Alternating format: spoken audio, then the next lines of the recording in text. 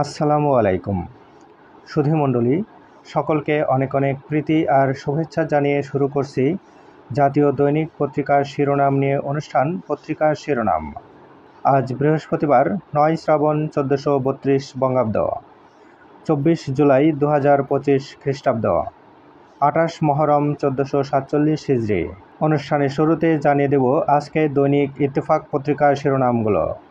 আজকের দৈনিক ইত্তেফাক পত্রিকায় প্রকাশিত প্রথম শিরোনাম মাইলস্টোন ট্র্যাজেডি, হতাহতের সংখ্যা নিয়ে বিতর্ক, সঠিক সংখ্যা নির্ধারণে কমিটি গঠন, বাণিজ্য ঘাটতি কমাতে যুক্তরাষ্ট্র থেকে বেশি দামে কেনা হবে গম, মার্কিন শুল্ক কিছুটা কমার প্রত্যাশা অর্থ উপদেষ্টার, ট্রাক মাইক্রোবাস সংঘর্ষ, রোগী দেখতে গিয়ে একই পরিবারের ৭ জনের মৃত্যু। এবার শেষের পাতা। রাষ্ট্রদ্রোহের অভিযোগে ওবামাকে গ্রেপ্তারের দাবি ট্রাম্পের, অভিযোগ অযৌক্তিক বললেন ওবামা। মাইলস্টোন ট্র্যাজেডি, সেদিনের প্রত্যক্ষদর্শীদের অনেকেই মানসিক ট্রমায়, যাত্রীবাহী বিমানের শব্দেও আঁতকে উঠছে শিক্ষার্থীরা। বাছাই কমিটি দিয়ে ইসি গঠন, সংবিধানে অন্তর্ভুক্তিতে ঐক্যমত, দলগুলো ছাড় দিয়েছে, এটি ঐতিহাসিক মোড় বললেন আলী রিয়াজ। এমন ইসি চাই যারা সত্যিকারে স্বাধীনভাবে দায়িত্ব পালন করতে পারবে বললেন সালাউদ্দিন আহমেদ। এই ঐক্যমত আগামী নির্বাচনের জন্য শক্তিশালী সাংবিধানিক ভিত্তি তৈরি করবে। গাজায় বাড়ছে অনাহারী মানুষের সংখ্যা, ফিলিস্তিনপন্থী বিক্ষোভের দায়ে কলম্বিয়া বিশ্ববিদ্যালয়ের ৮০ শিক্ষার্থী বহিষ্কার। এই ছিল আজকের দৈনিক ইত্তেফাক পত্রিকায় প্রকাশিত প্রধান প্রধান শিরোনাম। এখনকার পত্রিকা দৈনিক বাংলাদেশ প্রতিদিন।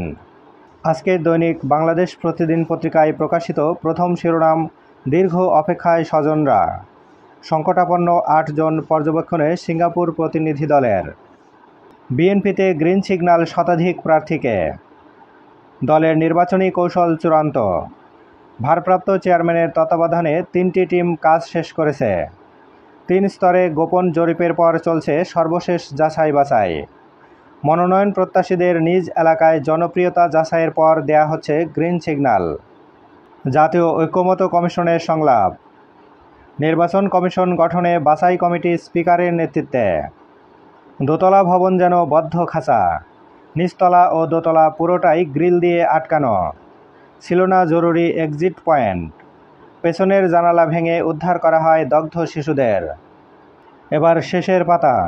অনড় অবস্থানে ওয়াশিংটন, বাণিজ্য ঘাটতি কমাতে যুক্তরাষ্ট্র থেকে গম আনবে সরকার, শনাক্ত হয়নি ৬ লাশ, ৫ পরিবারের ১১ জনের ডিএনএ নমুনা সংগ্রহ। নাটোরে ট্রাক মাইক্রোবাস সংঘর্ষ, এক পরিবারের ৭ জন সহ নিহত ৮। নিচতলায় জেনারেটরে আগুন, উপরে ক্লাসে ২৫০ শিশু, বাইরে ফিটফাট, আসলে মহাদুর্নীতিবাজ, চতুর্থ পর্ব, অর্থ পাচারে এজেন্ট প্রথা। এই ছিল আজকের দৈনিক বাংলাদেশ প্রতিদিন পত্রিকায় প্রকাশিত প্রধান প্রধান শিরোনাম। আমাদের হাতে থাকা সর্বশেষ পত্রিকা দৈনিক যুগান্তর। আজকের দৈনিক যুগান্তর পত্রিকায় প্রকাশিত প্রধান শিরোনাম হতাহতের ঘটনায় ৬ সদস্যের কমিটি, ট্রমায় ভুগছে শিক্ষার্থীরা, উদ্বিগ্ন অভিভাবক, সাম্প্রতিক অস্থিরতা ও সহিংসতা নেপথ্যে ক্ষমতাচ্যুত আওয়ামী লীগের ইন্ধন, হাসিনাকে ফিরিয়ে আনতে সচিবালয়ে স্লোগান দেয়া সেই সাক্ষ্য গ্রেপ্তার, রাজনীতিক ও বিশ্লেষকদের অভিমত, বিভেদ নয় ফ্যাসিবাদ বিরোধী ঐক্য জরুরি। এবার শেষের পাতা।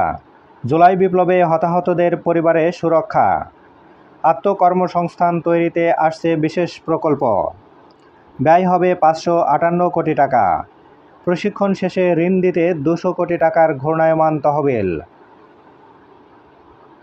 অর্থ উপদেষ্টার প্রত্যাশা, যুক্তরাষ্ট্রের ৩৫% পাল্টা শুল্ক হার কিছুটা কমবে, রাজনৈতিক দলের সঙ্গে ঐক্যমত কমিশনের সভায় সিদ্ধান্ত, ইসি গঠনে স্পিকারের নেতৃত্বে বাছাই কমিটি, আলোচনায় ঐতিহাসিক অগ্রগতি হয়েছে, জুলাইয়ের মধ্যেই জাতীয় সনদ সম্ভব আলী রিয়াজ।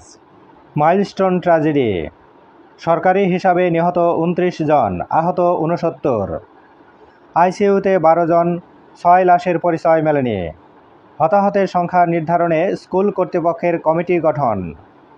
এই ছিল আজকের দৈনিক যুগান্তর পত্রিকায় প্রকাশিত প্রধান প্রধান শিরোনাম।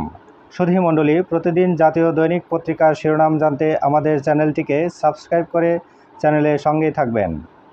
সুধী মণ্ডলী, শেষ করছি আজকের অনুষ্ঠান পত্রিকার শিরোনাম। আমন্ত্রণ রইল আগামী দিনের অনুষ্ঠান দেখার জন্য। সে পর্যন্ত ভালো থাকবেন, সুস্থ থাকবেন। আল্লাহ হাফেজ।